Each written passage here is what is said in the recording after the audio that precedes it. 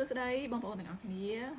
វីដេអូនេះខ្ញុំនឹកឃើញឲ្យតន់ត្រែនដោយសារតែឃើញគេធ្វើគ្រីមសម្រាប់ញ៉ាំមួយនំក្រូសង់តែបងប្អូនខ្លះនៅតាមខេត្តអីគាត់អត់មាននំក្រូសង់ញ៉ាំក៏បានដែរហ៎បាច់ប្រើក្រូសង់ទេប្រើតែនំប៉័ងធម្មតាក៏បានដែរឬអានំប៉័ងស្រួយៗយើងណាហើយចំណែកគ្រីមគឺស្រួលៗទេមិនបាច់ចាំរកទិញម៉ាស៊ីនទិញអីមកវាយគ្រីមទេប្រើតែសូកូឡាគ្រីមនេះអញ្ចឹងខ្ញុំថ្ងៃនេះខ្ញុំធ្វើនំប៉័ង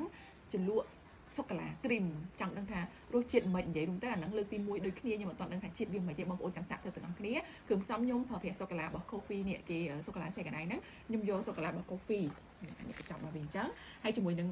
ice hot ហ្នឹងដូចគ្នាដែរចា ice hot ដែលគេមានលក់ហ្នឹងបងប្អូនតាក់ទងទិញតាម page របស់ ice hot Cambodia ហ្នឹងទៅឬក៏ក្រុមហ៊ុនតាក់ទងទៅខាងក្រុមហ៊ុន Coffee ទៅអាហ្នឹងខ្ញុំមិនច្បាស់ពីការលក់របស់គេតែគាត់ថាប្រើ cream ice hot ហ្នឹងអញ្ចឹងខ្ញុំប្រាប់ពីបងប្អូនពីរបៀបលាយ cream ហ្នឹងអត់ពិបាកទេហើយក៏បាច់ពិបាកវាយដែរបងប្អូនប្រើកំប៉ុង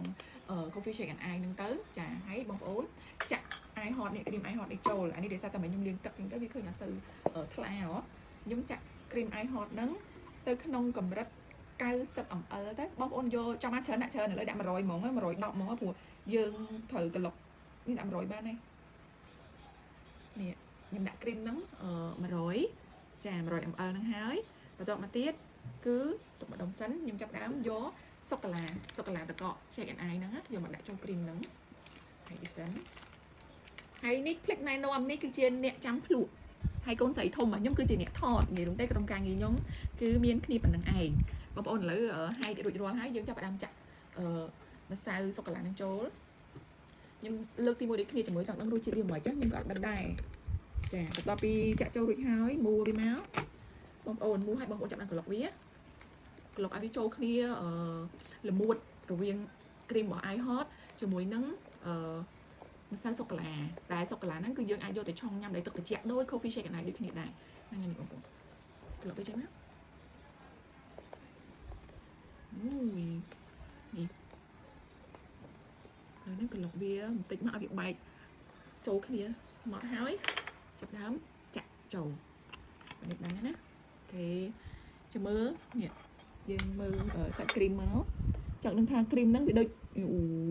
យនេះបងប្អូនធ្វើចេះក៏បានដែរនេះដើម្បីសុភមភាពចាក់ពីលើទៅមកចាក់ពីលើចង់និយាយថាបាច់ប្រើម៉ាស៊ីនវាយនេះឡើងខាប់ល្មួតហ្មងនេះអូ my god បានគ្រីមហ្មងហើយ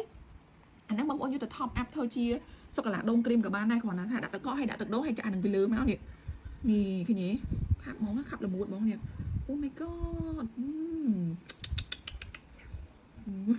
ចាំមើលអ្នកអង្គុយចិត្តនឹងគាត់ភ្លក់ចាំមើលគាត់ឲ្យ red ប្រហែលអានេះមិញខ្ញុំចាក់សូកូឡាពីលើហ្នឹងហ៎ខ្ញុំភ្លក់សិនមកនំប៉័ងស្រួលទេបងប្អូនថែមតិចទៀតសិនវ៉ាវភ្លក់សិន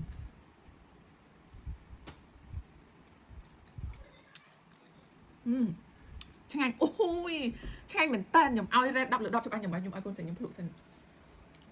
នេះដាក់បៀកសូកូឡាមកឆ្ងាញ់មែនតើហ្មងខ្ញុំធានាឲ្យទៅពីឆ្ងាញ់មើលទៅមកអ៊ីនណាប្រាប់ôngពូមីងថាឲ្យ red ប្រហែលរសជាតិវាឆ្ងាញ់ឆ្ងាញ់ណានំប៉័ងសូកូឡាគ្រីមនេះទីមកឆ្ងាញ់ណាមែនតើអ្នកថតដល់ចង់ញ៉ាំហើយសុំម្ដងទៀតសុំមួយម៉ាត់ទៀតសិនវាឆ្ងាញ់បងប្អូននេះចលក់មកនេះអញ្ចឹងមកចង់បានច្រើនអ្នកច្រើនមកអញ្ចឹងគ្រឿងផ្សំមានប៉ុណ្ណឹងហើយងាយណាបងប្អូនអាចធ្វើទៅឬក៏វាអាហ្នឹងឲ្យដាក់នឹងចូលឲ្យកូនដាក់ទៅរៀនក៏បានដែរវាសូកូឡាយើងប្រើរបស់ខ្មែរយើងសុទ្ធអីចឹងណាហើយ ice hot នេះគឺជារបស់ក្រុមហ៊ុនគេនាំចូលមកមានគុណភាពខ្ពស់ល្អអីចឹងណាហ្នឹងហើយអរគុណបងប្អូនបើសិនជាចង់បានទេបងប្អូនតាក់ទងទៅក្រុមហ៊ុនរបស់គេទៅ page coffee shake អីហ្នឹងបងប្អូនឆាប់សួរព័ត៌មានអរគុណច្រើនបាយបាយ